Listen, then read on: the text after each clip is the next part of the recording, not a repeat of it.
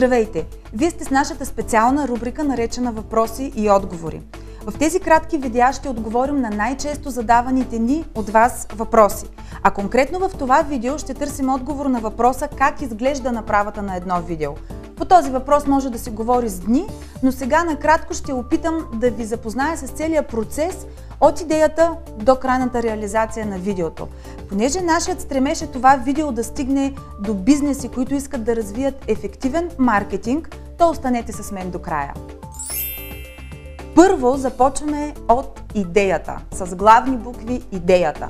За да имаме добра идея, трябва да знаем какво точно искаме, обаче и да отговорим подробно на няколко въпроса. Първо, защо правя това видео, за кого го правя и каква е целта на това видео.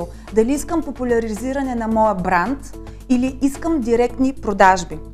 След това, като сме изяснили идеята, изясняваме какъв тип видео ще отговори най-добре на целите, които сме си поставили.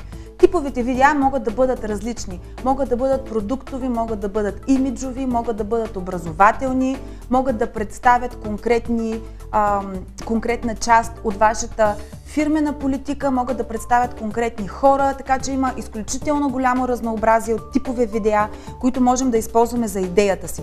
След като сме уточнили идеята и типа видео, скачаме да правим сценария. Сценария трябва да е съобразен много пряко с ресурсите, с които разполагаме. Ако нямате голям бюджет за видео, не може да изисквате да се случват някакви чудеса по време на вашето видео с ефекти, с 3D анимации, така че сценария трябва да е съобразен много добре с ресурсите, които смятате да ползвате.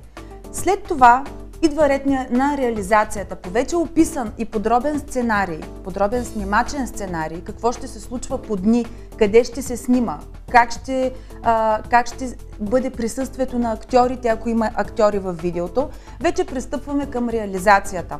И тук е мястото да спомена нещо много важно. Ако няма добра предварителна подготовка, реализацията със сигурност ще бъде слаба част във вашето видео. След като сме приключили с снимките, идва ред на постпродукцията. Това е монтаж, звук, ефекти, подобряване на неща, ако има, прибавяне на надписи и всичко нужно, което да послужи за вашата идея, която сте имали първоначално. Много накратко, но това е основната схема, по която се движат нещата. Ако сме ви приближили поне с сантиметър до идеята за видеомаркетинга, то харесвайте, коментирайте и споделяйте.